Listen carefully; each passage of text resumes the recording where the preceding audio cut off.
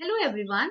In this video, we will study conjugation in paramecium. After watching this video, learners will be able to describe the process of conjugation in paramecium, state the significance of conjugation, and define the terms related to conjugation. Conjugation is one of the modes of sexual reproduction in protozoa. It is commonly observed in ciliates.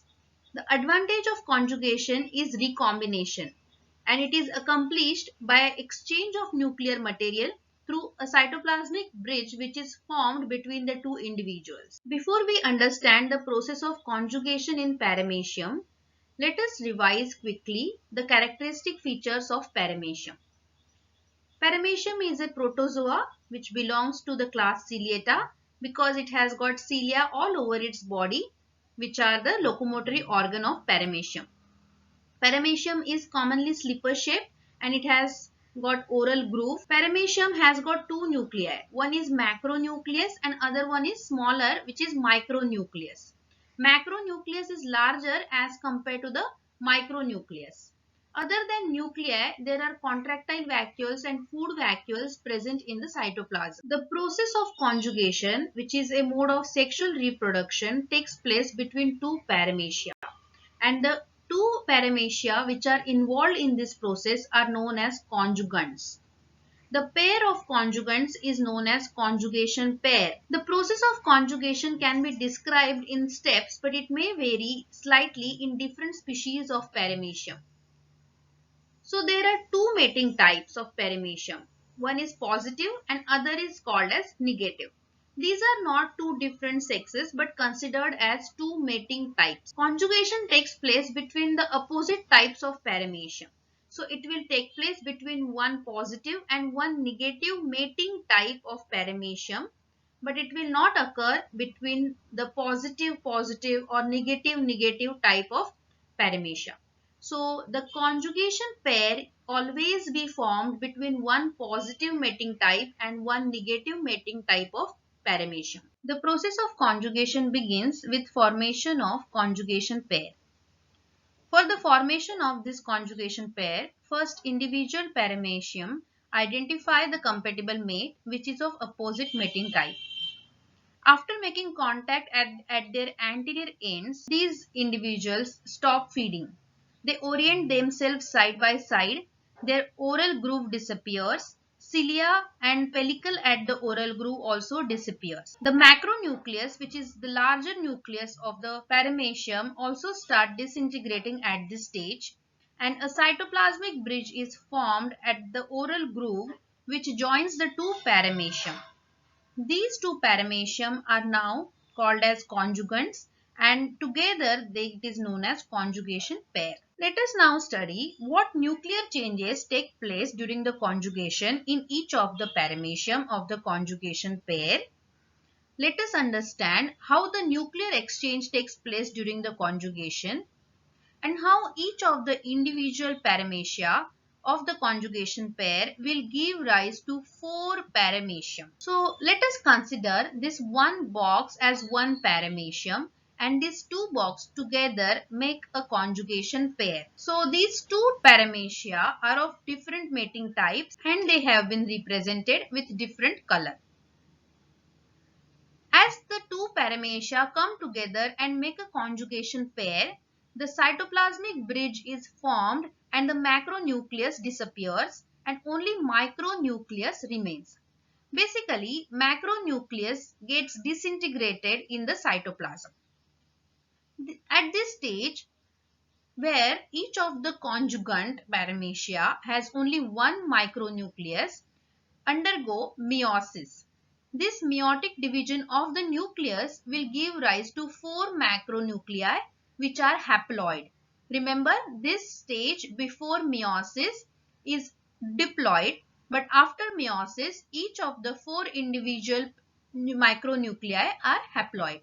Out of these four haploid micronuclei of each of the paramecia, three will degenerate from each of the cell and only one remains. This one haploid micronucleus undergoes unequal division to give rise to one large haploid nucleus called as macronucleus, or it is also known as female nucleus because it is large and stationary. The smaller one is known as male nucleus because it is small, it is locomotory. Remember, the male and female terminology is given only for the understanding of the stationary and large and locomotory and small characteristics of these nucleus. It is analogy. It has nothing to do with the gender. It has nothing to do with the sex determination. Moving ahead, at this stage, when there is a cytoplasmic bridge formed, there are two haploid nuclei in each of the paramecia. The larger one is stationary, will remain inside the cell, and the smaller one, micro one, which is locomotory, will move to the other cell. So here you can see, if you observe the colors, the micronucleus, the male nucleus of this paramecium has been interchanged. So there is mutual exchange of the micronucleus through the cytoplasmic bridge. After this mutual exchange, there is union of the macro and the micronucleus. So here two haploid nuclei are fusing together to restore the diploidity. Here syngamy takes place in order to form the synkaryon. After this syngamy, the two individuals of the conjugation pair separate from each other and the cytoplasmic bridge disappears. Remember, the genetic composition of these two parent paramecia is going to be different than these two paramecia. After separation from each other, these two paramecia will have independent life and they will start feeding actively. The oral groove and the cilia would appear again at the place. After the separation, each of the paramecia of the conjugation pair is known as X-conjugant. Each of the X-conjugant would undergo further nuclear division, which forms 8 nuclei. So this diploid nucleus undergoes mitotic division 3 times to give rise to 8 nuclei which are alike. Out of these 8 nuclei, 3 nuclei degenerate, 1 develops into a large nucleus and 4 remain as micronucleus. After this stage, each of the X-conjugant divide by transverse binary fission. During the transverse binary fission, the larger nucleus, which is called as macronucleus, will divide and the smaller nuclei, which are more in number, will get distributed.